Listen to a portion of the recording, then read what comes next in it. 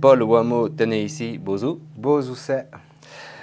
Paul, on te reçoit sur la chaîne ITV NC, disponible sur tous les réseaux sociaux et diffusée en télé sur Calédonia. Bienvenue à toi. Oh Leti de me recevoir. Oh Leti Achachwach.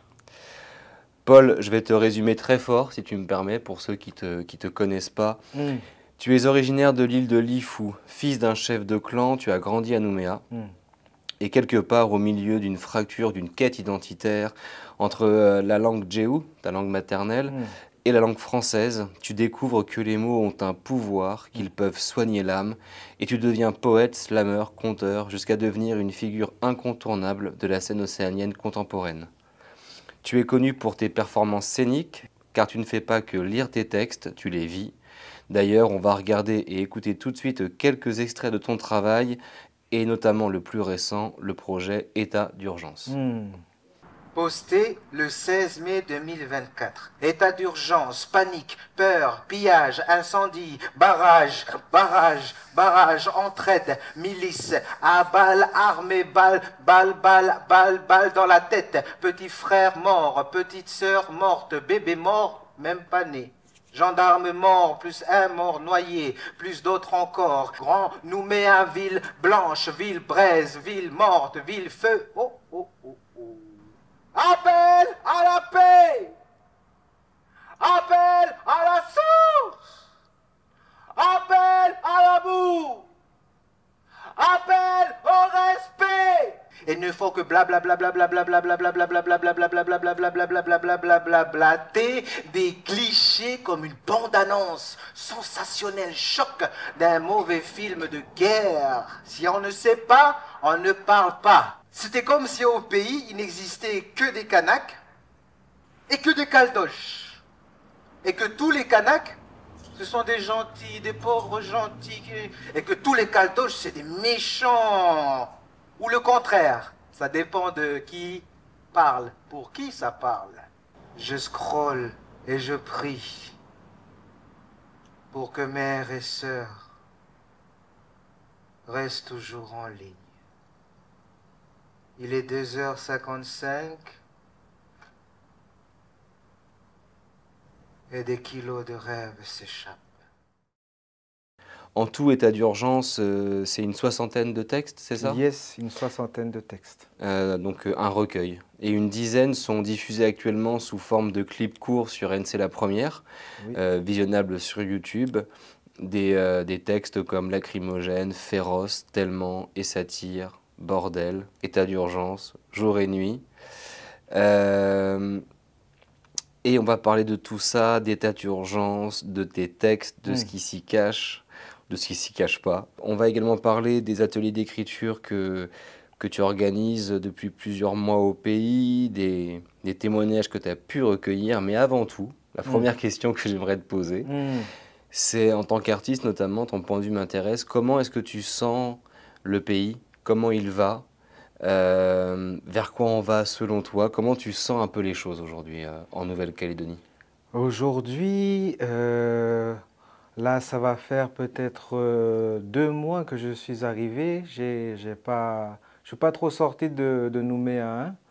À mon premier passage l'année dernière, après le 13, après ce que j'appelle le passage du Grand Feu, je suis arrivé au mois de septembre. Et donc, voilà, on va dire mai, juin, juillet, août, 4 mois après. 4 mois après. Et donc, à mon arrivée, déjà, j'ai tout suivi, comme tu dis, j'ai tout suivi de Tahiti, de mon téléphone. Et comme tous ceux qui ont suivi tout ça, tous les enfants du pays qui ont suivi à distance, pas sur place, en n'étant pas sur place, il y avait cette angoisse, cette peur, cette colère, cette tristesse aussi de voir le pays de loin comme ça tous ceux qui partaient en fumée aussi et beaucoup de ces émotions-là qui m'habitaient. Et quand je suis venu l'année dernière, c'est sur l'invitation du chapiteau, le chapiteau Nouvelle-Calédonie qui m'avait invité, qui m'avait appelé à ce moment-là pour me dire qu'ils avaient une place, qu'ils pouvaient payer mon billet et tout pour venir participer à une implantation sur Point Bout. Et j'attendais que ça, en fait. J'attendais que ça de venir ici pour sentir le pays, puis donner aussi, participer. Je ne savais pas comment, mais voilà, avec ce que je savais le mieux faire, en tout cas, avec mes textes. Et quand je suis arrivé, comment j'ai senti le pays, ben, c'était assez lourd, hein, lourd encore quelque chose qui pesait, de la tension. Et je raconte toujours que quand je suis arrivé à Tantouta, je suis arrivé avec une famille qui était partie passer leurs vacances à Tahiti. Et on a pris la navette ensemble de Tantouta jusqu'à... Ils m'ont déposé à Koutio. Et de Tantouta jusqu'à Koutio, ben, la famille, ben, ils ne m'arrêtaient pas de parler. Ils étaient sur les hauts de Magenta. C'était une famille qui avait participé, ben, qui était sur les barrages, tout ça, barrages vigilants et tout, qui était avec les jeunes. Et voilà, ils avaient envie de me partager ce qu'ils avaient vécu, quoi. Le chauffeur, pareil, il était là, il donnait aussi. Ce que je veux dire par là, c'est que pendant tout le long de mon séjour, l'année dernière, tous les gens que je croisais avaient ce besoin-là de parler, de dire ce qu'ils avaient vécu, quoi. Comme ça, ils savaient que ça c'est Paul Wamo. Hey, t'as vu, nanana, voilà, on va te parler de ça, ce qu'on a vécu et tout. Les amis, la famille, partout. C'était assez impressionnant ce désir-là de vouloir faire sortir. Ça m'a aussi inspiré, ben voilà, pour le projet qu'on est venu mener ici. Donc j'ai senti au niveau de la population, en tout cas, qu'il y avait un besoin de faire sortir les choses, quoi, de trouver des espaces pour de raconter ce qui s'était passé, de digérer. Et voilà. Donc ça dépend des lieux, des espaces, des personnes. Si on habite à Lansvata ou si on habite à la vallée du Tir, c'est pas pareil, quoi. L'ambiance n'est pas pareille. Mais en général, il y a cette attente. On attend quelque chose, on attend un accord, on attend des réponses, on attend, quoi. On est dans cette attente. On est dans cette espèce de stand-by. Stand-by, statu quo. C'est vrai que le pays, on est habitué à ça, hein, au statu quo. Depuis les accords de Nouméa, on est dans le statu quo. Donc c'est pas nouveau, mais là c'est quand même sévère, c'est un statu quo sévère, là. Est-ce qu'on parle de tes ateliers d'écriture ou est-ce que tu préférerais d'abord nous lire quelques témoignages que tu as pu recueillir qui, j'imagine, t'ont nourri un peu pour ton projet État d'urgence? C'est les témoignages que j'ai recueillis, c'était donc après le 13 et tout ça, donc j'appelais beaucoup la famille, les proches, et du coup c'était important pour moi d'avoir des témoignages sur place, parce que sinon tu as BFM TV, Européen, des influenceurs, influenceuses qui sortent de je sais pas d'où, qui parlaient du pays comme si ils étaient nés avant tout le monde ici.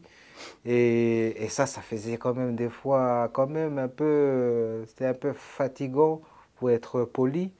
Et donc j'appelais sur place parce que pour moi c'est sur place qu'on trouve c'est ici que c'était, c'est pour ça que je suis venu aussi dès que le chapiteau m'a appelé. J'avais besoin d'entendre les voix ici, les voix d'ici. Et donc oui, j'ai recueilli des témoignages que je partage à chaque fois avant de présenter l'état d'urgence, les lectures performances que je fais. Souvent, j'introduis d'abord par la parole, les paroles que j'ai recueillies, les paroles sur place, ici à la maison, avant de dire moi comment j'ai ressenti les choses. Et par exemple, témoignage 1. De mon point de vue, malgré tout, il y a eu aussi quelques réussites depuis les années 80. Mais il faut plus de temps et de respect de l'esprit des accords, prise de soin de nos jeunes et surtout pas de réformes débiles sur un dégel qui casse tout. Témoignage 2. Moi, je suis sûr, les solutions, elles peuvent être trouvées au pays, avec les gens, sans avoir besoin des milliers de forces de l'ordre. Témoignage 3. On est encerclé par des délinquants qui s'amusent à piller les maisons quand on a le dos tourné. Ils piquent les voitures des personnes âgées. J'ai retrouvé un papy tremblotant hier qui s'est fait voler ses clés de voiture. Et les casseurs lui ont dit qu'il reviendrait cette nuit droit dans les yeux. Il n'y a pas une banderole sans faute d'orthographe. Les jeunes se taquent des étoiles de David dans le dos. Je me suis fait menacer de viol. Témoignage 4. Oui, mon frère, je suis arrivé une demi-heure après qu'il se soit fait tirer dessus. Voilà, car de toute façon, ils ne veulent pas rentrer à la maison. Témoignage 5. C'est compliqué, hein? Des informations par-ci, haine par-là, solidarité au milieu. Le monde entier devient expert en colonisation en 48 heures. LOL. Témoignage, on était à combien là? C'est le 5e, je crois. 5e, témoignage 5. C'est la CCAT de Poya qui a invité toutes les ethnies pour parler du combat contre le dégel. Et tous se sont rassemblés pour parler autour d'un café.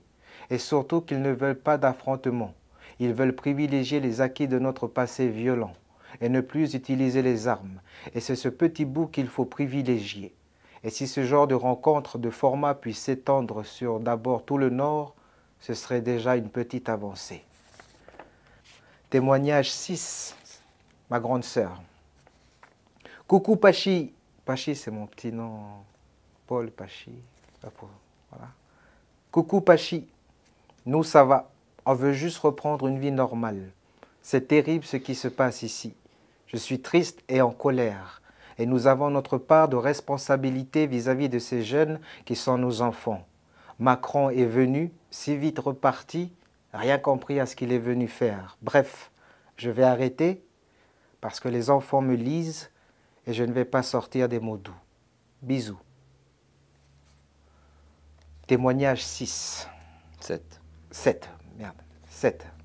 Mon autre grande sœur qui habite du côté des quartiers sud. Ah où mon frère? Mais nous dans les quartiers sud, on compte les papillons. On aimerait plus, mais on est bloqué ici derrière nos écrans. Oui, j'étais aussi en train de l'écouter là. C'est chacun pour soi, chacun pour sa vie.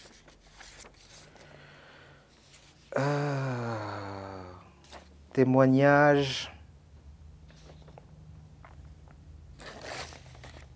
Ah, c'est long ce témoignage-là, je ne sais pas si... Vas-y, c'est précieux. Témoignage 9, 8. Je sais plus là. Oui, je crois que c'est du 8. 8. Par ailleurs, l'actualité politique et le contexte font que je sature pas mal de tout ça. Et je me blinde à mon niveau pour ne pas être blasé à la messe. Blasé, car c'est le mot. La fatigue, le découragement. Après 40 ans, on est en fait toujours au même stade. Toujours les mêmes guerres, toujours les mêmes rengaines. C'est chiant. Je les déteste tous, de tous bords. Qu'ils soient blancs ou noirs, la classe politique est très décevante en Calédonie globalement.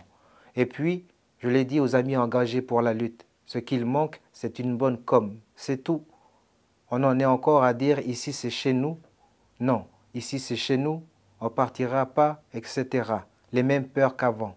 J'imagine un schéma où il y a d'un côté le projet pour la Nouvelle-Calédonie dans la France, le statu quo, avec toutes les inégalités que l'on connaît, qui pénalisent grandement les Océaniens et les Kanaks, en grande majorité. Et de l'autre côté, le projet pour Kanaki, où on ne sait rien en fait. Demain, Kanaki, mais y aura-t-il un statut pour les artistes? Aurons-nous les congés maternité? Quelle sera la place des femmes, des communautés?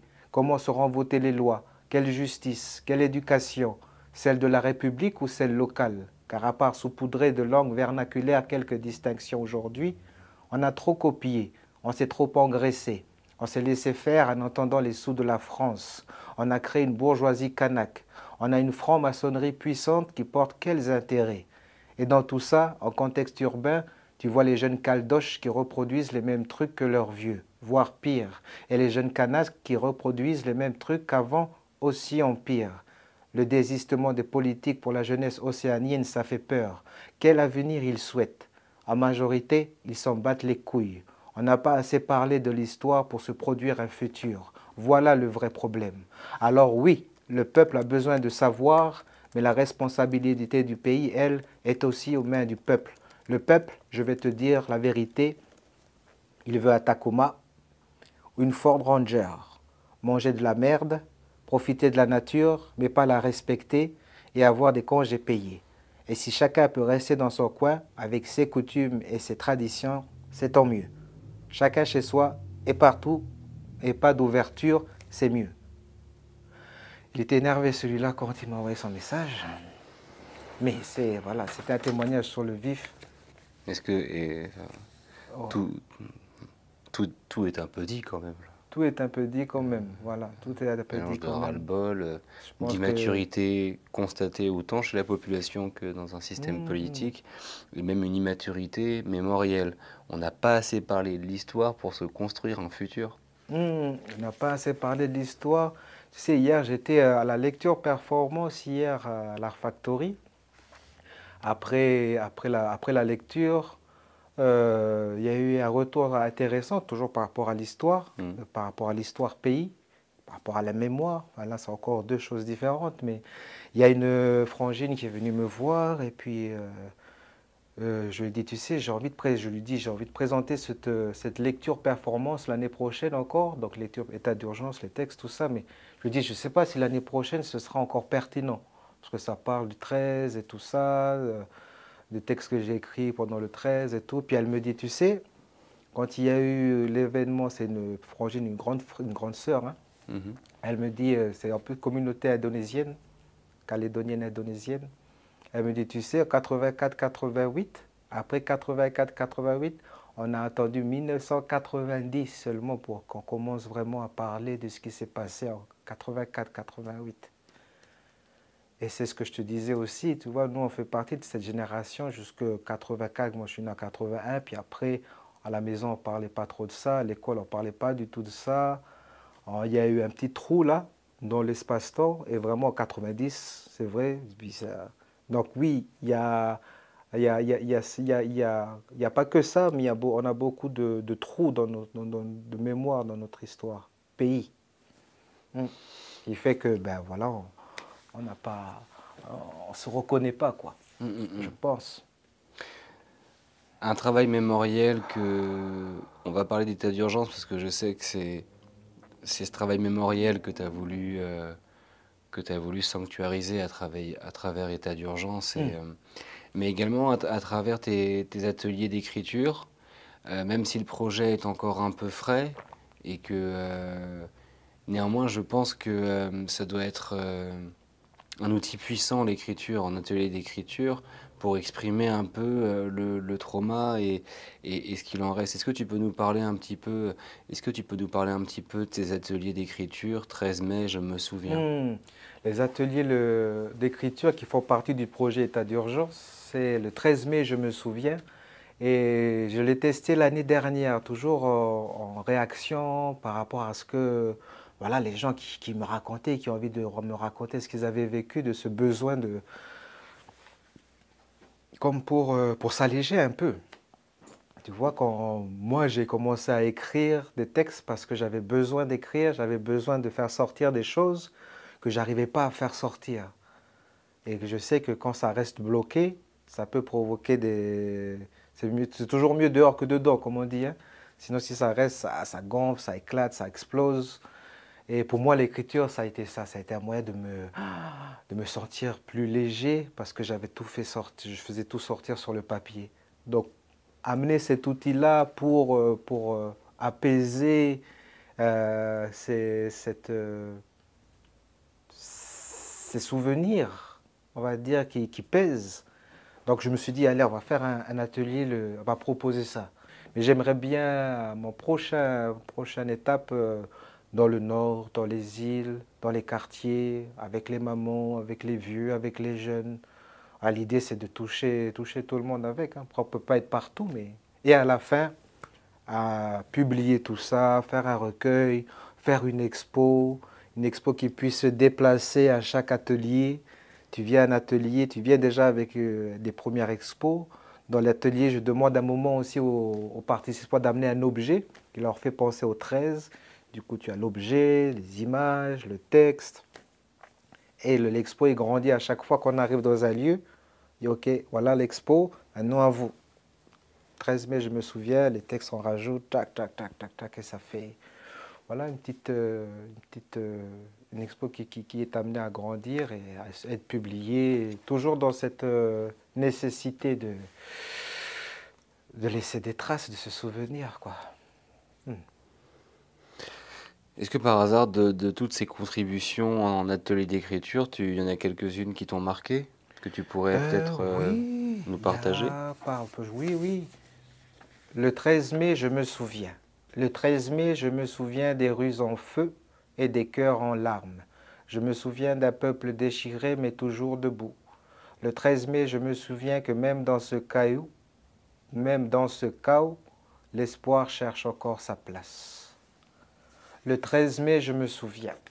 Le 13 mai, je me souviens les hurlements des enfants manifestants, ces drapeaux haut levés, ces enfants à tituber, les insultes, les rires, puis le chaos. Soudain, les détonations, les cris, les besoins de protection. Le dégel a mis le feu a déterré le malaise s'est exposé, le malaise a explosé. Avant le 13 mai, il était là qui parlait poliment, et les autres ne prêtaient pas attention. Mais quand il disait non, et malgré les manifestations, il n'entendait pas les tensions. En réponse, la provocation. En réponse, la provocation. Avant le 13 mai, pour certains, tout allait bien. Après le 13 mai, on entendait encore certains dire qu'ils espéraient que ça redevienne comme avant le 13 mai.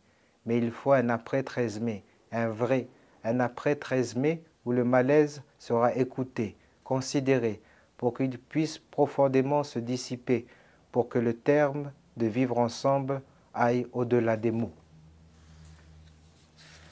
Le 13 mai, je me souviens. Le 13 mai, je me souviens, je suis resté chez moi. Je faisais le ménage, mieux que d'aller faire les barrages, à rester dehors tard le soir, loin des cafouillages et des pillages. Après le 13 mai, je me souviens, retour à Nouméa, découvrant toutes ces carcasses et conséquences de tout ce cafouillage. J'imagine que tout ça, parce qu'on va en parler maintenant, tout ça vient aussi donc nourrir le projet État d'urgence, le rendre collectif. Oui, voilà, le rendre collectif, c'est ça, tout à fait. Le rendre collectif à travers la mémoire, le souvenir intime individuel. Là, il y a la mémoire collective, il y a le récit collectif avec le grand récit. Hein. Et là, ce que j'aime bien dedans, c'est les petits récits, les petites histoires, les petites virgules. Je trouve que c'est intéressant aussi parce que ça donne une autre vision de ce qui s'est passé, quoi. Je suis entièrement d'accord avec toi. Je suis en train de retrouver mes notes parce qu'à cause de toi, j'ai étudié le philosophe Hegel une partie de la nuit. En fait, le distinguo que tu fais un peu, c'est entre ce que les philosophes de l'histoire appellent la différence entre l'histoire officielle, qui décide de ce qui est retenu, et la mémoire qui agit comme une force pour sauvegarder la dignité de celles et ceux qui n'ont pas eu droit à une juste reconnaissance dans les récits dominants. Intéressant comme ça peut s'appliquer à une histoire récente comme à une histoire un peu plus lointaine. Si, c'est ça. Et c'est souvent au titre des... On parle souvent de mémoire collective conjuguée aux mémoires individuelles pour le travail de mémoire. Mais on va y venir. Mais d'abord, je veux juste revenir un peu sur l'état d'urgence. Parce que step by step, c'est quoi le fil de vie qui te fait aboutir à l'état d'urgence en tant qu'artiste en disant... Depuis tout à l'heure, tu y réponds un peu, mais j'aimerais que tu nous redéfinisses... état d'urgence, comment tu aboutis à ce projet, quel rôle ça te donne dans cette histoire? Quel rôle ça me donne? Ben, un rôle de témoin. Un rôle de témoin. De témoin surtout, de témoin.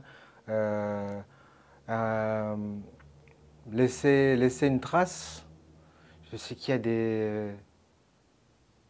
comment il s'appelle, Chamoiseau, il parle beaucoup de ça. Patrick Chamoiseau, il parle beaucoup de ça, de l'importance de ça, de laisser des traces pour, voilà, en revenant encore sur 84, 88, qu'on a entendu, 90, pour qu'on commence à parler un peu de ça vraiment dans l'espace public.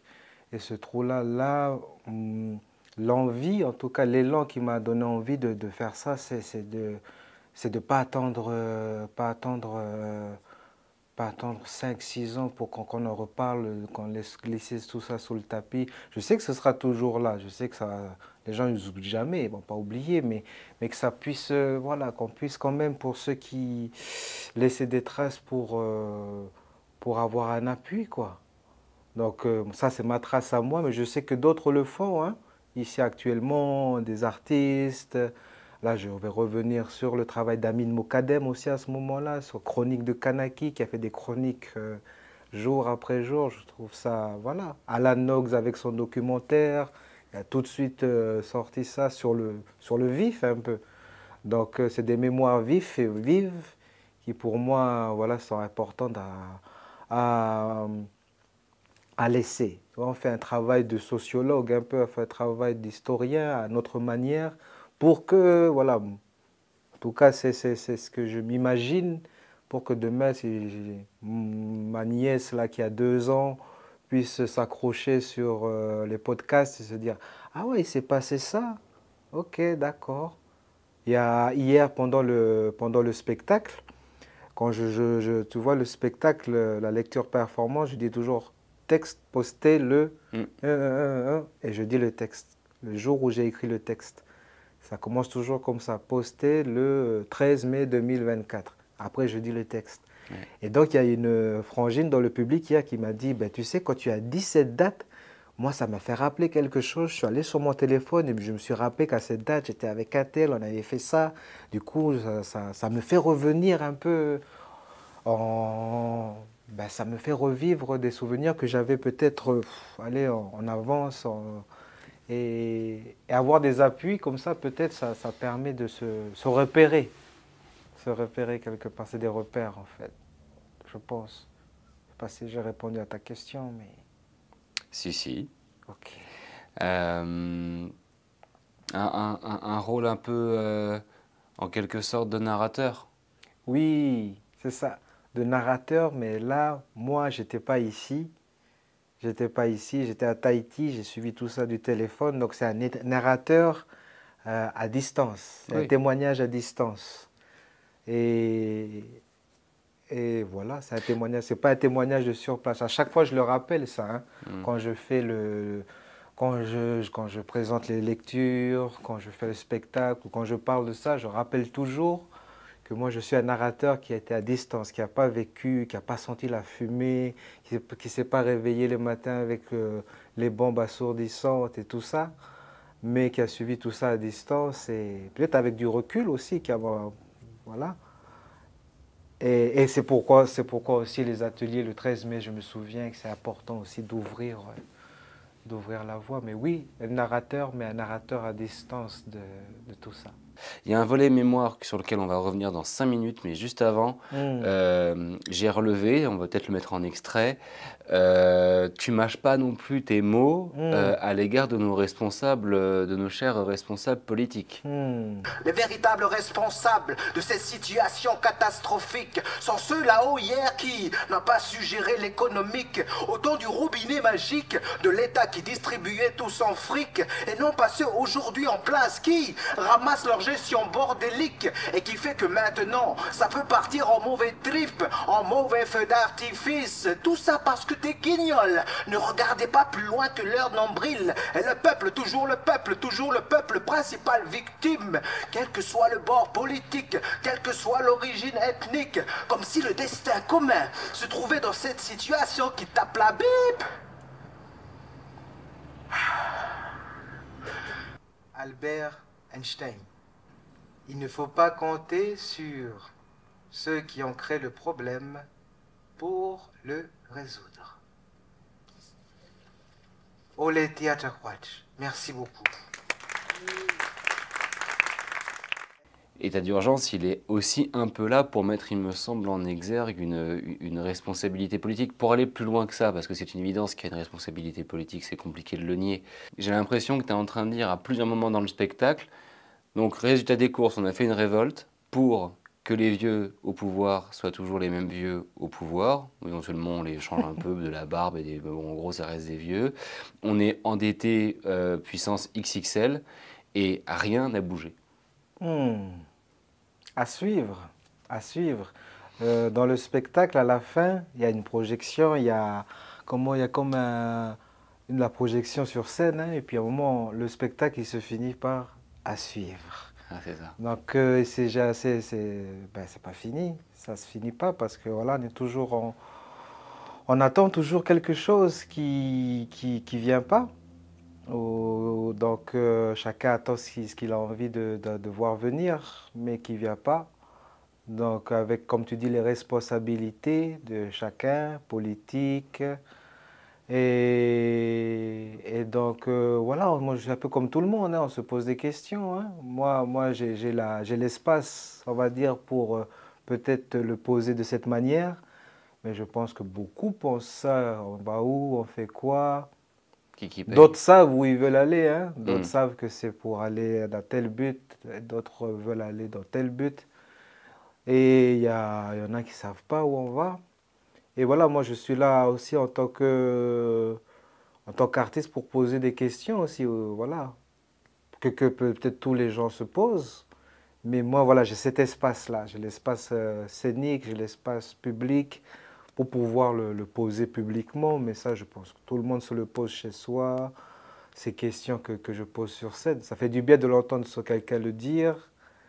Mais après, c'est autre chose d'y répondre, quoi. Hein. Là, la réponse, maintenant, elle est aussi de notre côté, mais elle est aussi beaucoup de leur côté.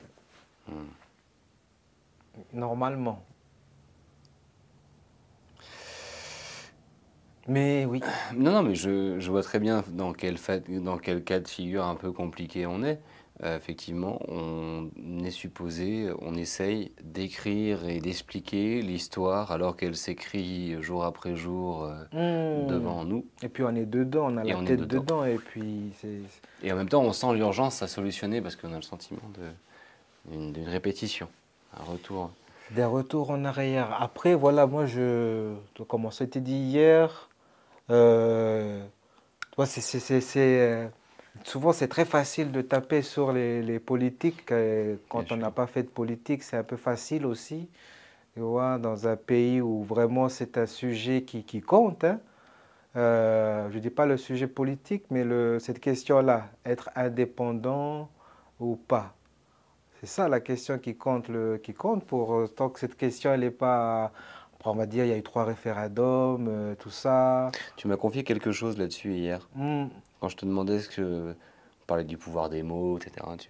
Je te demandais qu'est-ce que tu penses, qu'est-ce que tu vois, qu'est-ce que tu entends derrière le mot indépendance. Et à un moment donné, même si tu l'as dit tout bas, je l'ai quand même noté, j'ai cru entendre, je préfère le mot décoloniser. Oui, la décolonisation. Ouais, il y a ce mot-là, se décoloniser de tout part. Hein. Mais c'est sûr que la décolonisation, oui, c'est un mot qui me parle tout autant que le mot indépendance, mais c'est très fort. Dans la décolonisation, il y a plusieurs étages. Il y a plusieurs phases de décolonisation. La décolonisation mentale, la décolonisation spirituelle, la décolonisation alimentaire, la décolonisation physique, plein de formes de décolonisation et politique aussi. Donc oui, il faut se décoloniser, ça c'est sûr. À un moment donné, donc, tu cites le philosophe Hegel, on y revient. Il n'y a que maintenant que je comprends la blague que tu fais avec le public en leur demandant s'il s'appelle Hegel ou Hegel. Non, c'était improvisé ça. Tu vois, je n'ai pas compris. J'ai failli dire, ça dépend avec quoi tu veux le faire rimer. J'ai failli répondre ça à un moment donné quand tu demandes. Je vais garder ça. Je me suis dit, il y a un truc quand même à faire avec Hegel. Hegel, pardon. Hegel, oui, Hegel. Hegel, pas Hegel. Hegel. Ok. Et j'ai percuté après coup en regardant les images tout à l'heure. J'ai fait, mais c'est marrant. Citation.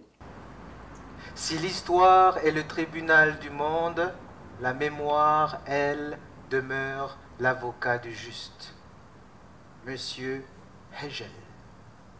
Hegel. Hegel. Et donc en fait, je suis allé creuser un peu plus, tu vois, sur Internet, sur le précepteur, pour ceux qui connaissent pas ce youtubeur vulgarisateur de philosophie. En fait, donc voilà, j'ai appris que Hegel, c'était un philosophe de l'histoire, un philosophe du sens de l'histoire, cette idée que le monde évolue dans une certaine direction et que cette direction est non seulement souhaitable, mais également inexorable. Comprendre la marche de l'histoire, c'est comprendre la nature du monde. L'histoire ne doit pas simplement être décrite et racontée, mais également pensée. Et c'est très différent. Je vous fais la remarque comme ça, monsieur le narrateur. Parce que certes, on peut la décrire, certes, on peut la raconter.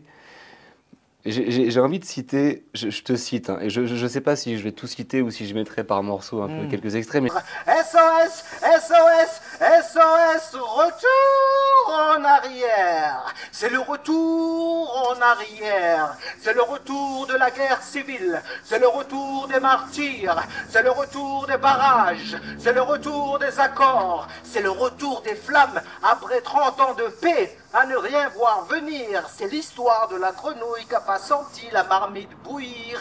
Pensez aux familles du pays, aux familles Kanak et toutes les autres familles de la maison, qui subissent ce retour en arrière d'événements comme un boomerang de l'histoire qui nous revient en pleine tête. Les générations changent, mais les mêmes scénarios se répètent. Ce n'est pas une nouvelle page qui se tourne pour notre histoire, mais une page qui se répète. Mais si je peux me permettre, je vais te citer un autre auteur, Jean-Claude Guibaud, dont je conseille la lecture à tous, Voyage en Océanie. C'est un auteur que m'a fait découvrir mon bon ami Jean-Jacques Brault, ancien haut-commissaire. Je ne sais pas si tu te rappelles de lui. Il m'a dit, c'est incroyable, j'ai trouvé un texte. Le texte, il est de 1980. Bon, on est avant les événements des années 80. 1980, Jean-Claude Guibaud, écoute bien, cette terre saigne encore d'anciennes révoltes et de vieilles injustices. Elle parle à voix basse des fusillés kanaks, des proscrits de Kabylie, des complaintes du bagne et des exilés de la commune. C'est une île de cicatrices et de colère, un grand doigt coupé qui flotte sur l'océan, pointé vers des souvenirs têtus. Yes. Je m'interroge sur ce travail de mémoire que tu entreprends à travers ton œuvre, cette histoire, cette mémoire à laquelle tu fais sans arrêt référence, et cette espèce d'histoire qui se répète comme un vieux disque rayé. Et à un moment donné, au milieu du spectacle, je parle trop, pardon, mais à un moment donné, dans le spectacle, je finis par prendre en note, je peux m'énerver tout seul. Bon, Paul, qu'est-ce qu'on n'a pas réglé? Qu'est-ce qu'on n'a pas digéré pour se remettre dans la gueule tous les 20-30 ans? Par rapport à ce qui revient dans le bois, il y a plusieurs étages. J'aime bien une phrase du député Emmanuel Djibaou à ce moment-là qui disait on est tous comptables de la situation. Donc dans cette situation-là qui revient, là, précisément ici à Nouméa, dans la zone... donc il y a plein de... En fait, le fait qu'on en revienne, je pense qu'il faut une analyse vraiment très, très holistique. Il n'y a pas un point, il n'y a pas une cause, il y a plusieurs causes. Et il faut pour ça, faut être un chercheur limite pour comprendre tout ça. Moi, ce que je vois, comme ce qui a été dit déjà par beaucoup, il y a eu un manque de transmission par rapport à l'histoire en général, le fait qu'il y ait eu un trou et qu'il n'y a pas eu de connaissance de l'histoire. Il y a la révolte, on va dire, urbaine de la jeunesse, qu'on appelle la jeunesse kanak, jeunesse océanienne. Il y a ça, c'est c'est très, elle est très compliquée à répondre, hein, à trouver la réponse. Hein. Parce que chacun, il y a plusieurs paramètres, il y a plusieurs. Moi, je dis toujours, c'est comme s'il y a plusieurs verrues qui ont éclaté en même temps. Mais ce qui est bizarre, c'est que il y a comme si, tu vois, les marches, par exemple, les marches, les grandes marches qu'il y a eu. Si tu prends deux photos des années 80, des années de cette marche-là, on retrouve les mêmes marches. Je vais aller plus loin. On prend le... Non, je ne vais pas partir de cet exemple-là. C'est pas correct, mais... Il y a des scénarios là qui tu te dis aussi, mais c'est pareil en fait. On est en train, il y a M. Chibaou qui devient député, tu vois, on a les mêmes noms, c'est aussi... Et ça, médicalement, c'est un problème, quoi. Tu vois, quand tu répètes les mêmes choses, ça veut dire que tu es malade, quoi. Il y a une maladie quelque part, il y a un truc que tu n'as pas compris, ou il y a un truc que tu n'as pas fait, ou tu n'as pas réglé. Et là, là, personnellement, je n'ai pas encore trouvé vraiment les réponses. Je sais qu'il y a quelque chose qui est en lien avec le politique, avec la transmission, avec l'éducation. Et là, voilà, comme on dit, encore on revient que ça a éclaté au niveau urbain, mais on sait qu'autour de ça, il y a le politique, il y a toute cette, on va dire,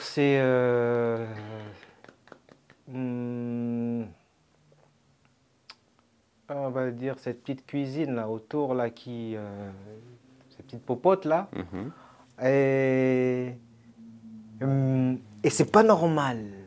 C'est pas normal. On dit c'est pas normal qu'on revient encore à ça. C'est pas normal. Après tu as voilà, il y a le dégel, non au dégel, ça c'est. Mais pourquoi on revient là quoi? Pourquoi on revient là? Chacun a ses réponses, chacun va dire ce qu'il... Mais c'est pas normal, il y a un truc qui cloche. Donc moi, je ne pourrais pas te répondre à ta question. Pour moi, il y a plusieurs réponses et qu'il faudrait, comme je te dis, limite un travail de recherche, quoi. Il faudrait être sur le terrain et puis... nous, on ne peut pas parce qu'on est dedans. On est les acteurs, on est dedans. On ne peut pas être en même temps dans le truc et puis essayer de regarder, merde, il s'est passé quoi là? Parce qu'on est, voilà, on est dans l'action. Je ne sais pas si tu es satisfait. Ah bah, moi, je n'ai pas à être satisfait. Je fais comme toi, je recueille des témoignages. Et... Bon, c'est vrai que jusqu'à présent, que ce soit de la part de psychologues, d'historiens, de juristes, en fait de narrateurs, de plein de narrateurs différents, des professeurs, des confesseurs, tous ceux dont le métier ou la vocation consiste à ne pas rester dans leur cercle social, mais à aller chercher parfois des éléments de réponse ailleurs. Il y a ce travail de mémoire meurtrie et de mémoire blessée qu'on n'a jamais pris le temps de soigner. Ah ben ça oui, les mémoires après, t'as ici, ici je pense qu'il y a des, quand je dis qu'il y a tellement de mémoire à apaiser, waouh, c'est un panier, hein, c'est un panier. À la mémoire collective, la mémoire des communautés, la mémoire kanak, la mémoire calédonienne de la communauté asiatique, la communauté... C'est plein de... Il y a plein de mémoires à apaiser, puis il y a aussi des mémoires qui ne sont pas racontées, tu vois. J'aime bien le travail de Louis-José Barbançon, par exemple, parce qu'il a plein d'histoires. Des fois, il me raconte des histoires sur le pays, hein, mais qu'on ne nous raconte pas à l'école, qu'on ne nous raconte pas dans les familles, sur les relations, comment l'autre est arrivé. Il me parlait, par exemple, de la communauté vanuataise. C'est waouh, c'est une histoire assez douloureuse aussi, comment elle est arrivée ici, quoi. Enfin, avant, il y a eu là l'histoire des relations, on va dire, ancestrales, coutumières, culturelles, mais la période coloniale, pré-coloniale, c'est autre chose, quoi. Mais ça, on ne sait pas, tu vois. Ça, c'est des choses qu'on ne nous en raconte pas. On ne sait pas. Du coup, on reste sur des récits des gros récits qui nous met voilà, chacun dans une case et puis qui, en fait, on ne se connaît pas vraiment parce qu'on rentre dans ces cadres-là. Mais si on rentre, c'est pour ça que j'aime bien la mémoire plus que l'histoire, les mémoires, parce que là, tu mets un peu de nuance dans tout ça et tu n'es pas là tout de suite à prendre, lui, la purée, machin et tout ça. Tu fais, ah, ok, d'accord, ah, ok. On se reconnaît soi-même, puis on reconnaît l'autre aussi. Et l'autre aussi, tu vois, ça apaise. Je pense que c'est apaisant. Intéressant cette remarque sur la double reconnaissance. Ouais. C'est peut-être là qui est la racine du mal. Peut-être qu'il y a quelque chose. J'ai un texte là qui parle de ça. Tu vois, j'ai un deuxième. Avant état d'urgence, j'étais en train de travailler sur un recueil de textes qui s'appelle Devoir de guérison, devoir de mémoire. Ça, c'est en lien beaucoup avec mon histoire personnelle aussi. Hein. C'est tout. Là, je parle du pays, mais c'est aussi en lien avec moi, mes problèmes de mémoire à moi. Ce devoir de guérison, devoir de mémoire. Récupérer souvenirs qui nous manquent à savoir, pour bien se retrouver, pour mieux se revoir. Devoir de guérison, devoir de mémoire. Comment peut-on avancer quand on marche ensemble dans le noir? Comment peut-on se reconnaître quand on ne nous raconte pas toute l'histoire? Devoir de guérison, devoir de mémoire. Comment peut-on ressentir la paix si on ne traverse pas sa mémoire? Regarder dans les yeux ce qui nous a blessés hier pour apaiser l'intérieur, y voir aujourd'hui plus clair et mieux se tenir à l'avenir. Devoir de guérison, devoir de mémoire. Nous continuerons de nous faire mal dehors si dedans nous sommes en guerre. C'est comme avancer avec un caillou coincé dans le pied, comme avancer sans faire attention aux pierres. Devoir de guérison, devoir de mémoire.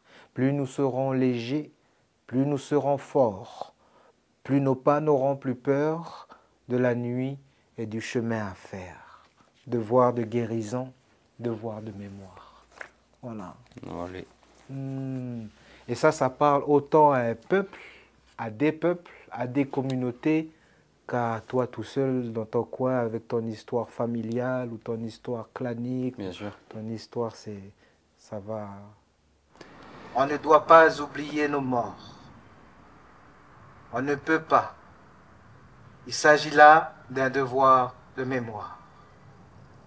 Pendant la période dite des événements, 84-88, l'une des consignes phares et majeures données par les leaders indépendantistes aux militants était « Si on fait la lutte pour le vivant, pas pour les morts. »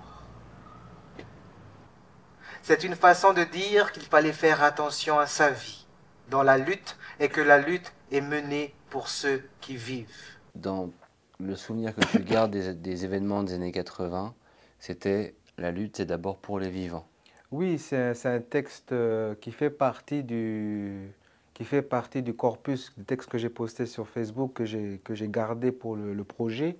Ça s'appelle Le pouvoir des mots. Et à ce moment-là, voilà, j'entendais beaucoup cette phrase qui ressortait, on va faire la lutte pour nos morts, on va se battre pour nos morts. Et je sais qu'on m'avait dit ou qu'on nous a raconté qu'à l'époque de 84-88, pardon,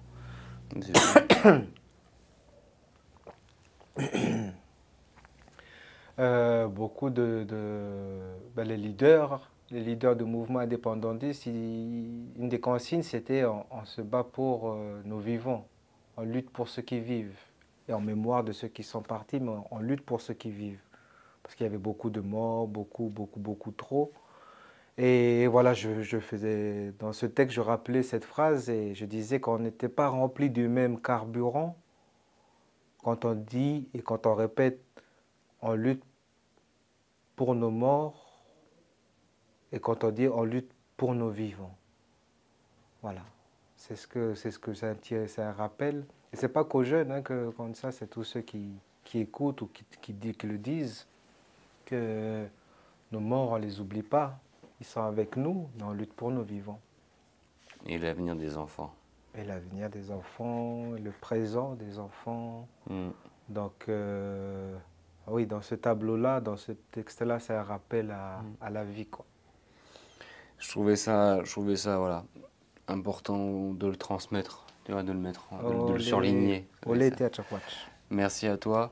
L'émission touche malheureusement déjà à sa fin, Paul. Je te remercie encore beaucoup d'être venu, sachant que depuis le départ, hein, depuis maintenant 1 an, on échange régulièrement pour enfin réussir à se crocher. Merci à toi pour le travail que tu fais aussi. C'est un travail de mémoire aussi.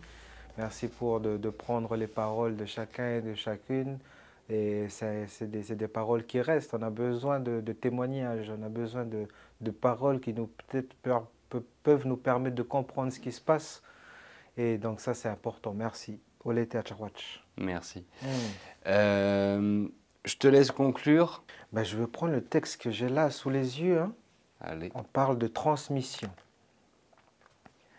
Quand les non-dits bloquent la parole et nous font traverser des silences qui se collent sur nos traces et traces de ceux qui viendront bien après nous. Des silences en héritage pour enterrer blessures, comme si rien ne s'était passé, comme si elles ne se réveilleront jamais, alors qu'en vérité, elles continuent de nous hanter, elles continuent de nous agiter, de génération en génération, de nouveau-né en nouveau-né, transmission brouillée, transmission taboue, transmission bloquée, transmission à recoudre, pour qu'aujourd'hui, demain, nos voix soient alignées à la parole qui ouvre et non à celle que l'on tait. Paul Ouamo, merci beaucoup. Olé Théâtre Watch. Olé. Yes, I.